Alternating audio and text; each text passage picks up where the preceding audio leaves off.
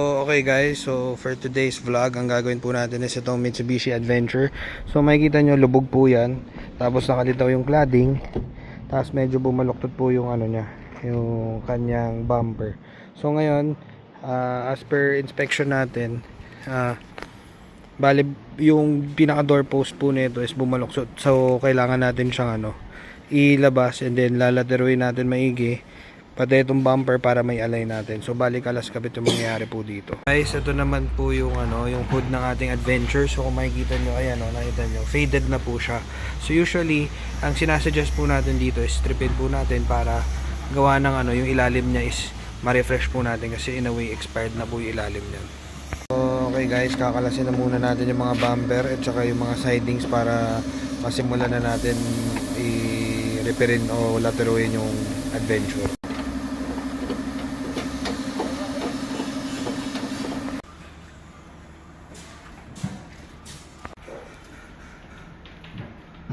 So guys, ayan, stripan na po natin yung hood. Ito na po siya, hood ng Adventure natin. So ayan guys, wash primer muna. Again, ulitin ko, sa ibang shop kasi nagsushortcut po sila.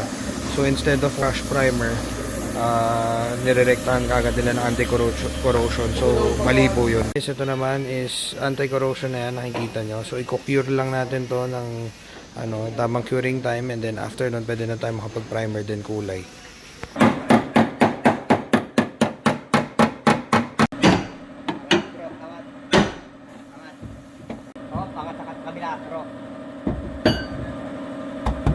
So ayan, kinakalas po natin yung salamin.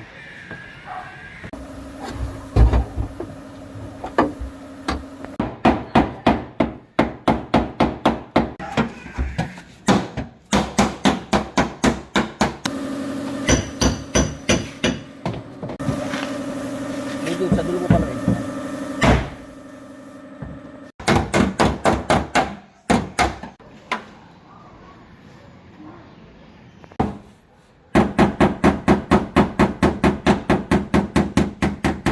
Guys, medyo nabalik na po natin yung lubog nito.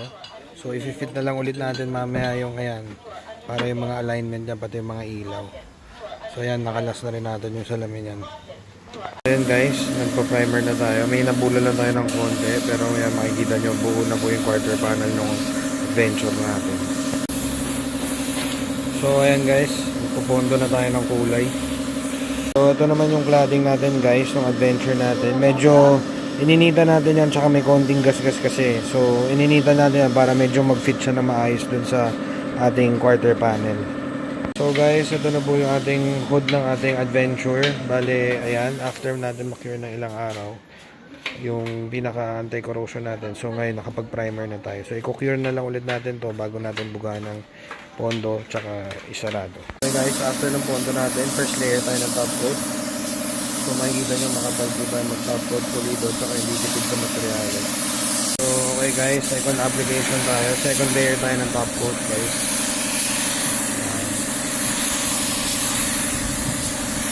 So ayan mga boss, bale ito naman yung bumper natin sa Adventure. Bale nire-repair lang natin siya, tapos ipe-prep na natin yun. Meron manipis lang po yan guys kasi nalatero naman din po natin. Medyo umurong kasi yan.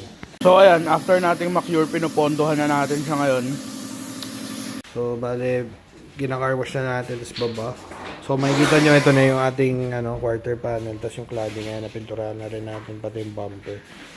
So maayos yung alignment niya. Okay. Ayan siya guys. So again, sa mga nagtatanong, Vanitec Auto Restoration lang, pulido and hindi tipid sa materials. Quality materials lang, di natin kaya tapatan yung mga bagsak presyo, 1525 per panel. Hindi po natin kaya tapatan yan dahil quality materials po tayo dito. Guys, ito na yung hood natin. So balikin na car wash na lang natin. So hindi na natin na videoan yung niya. Pero after na primer, nakulayan na natin, tapos top coat, tapos ayan, ibalik na natin.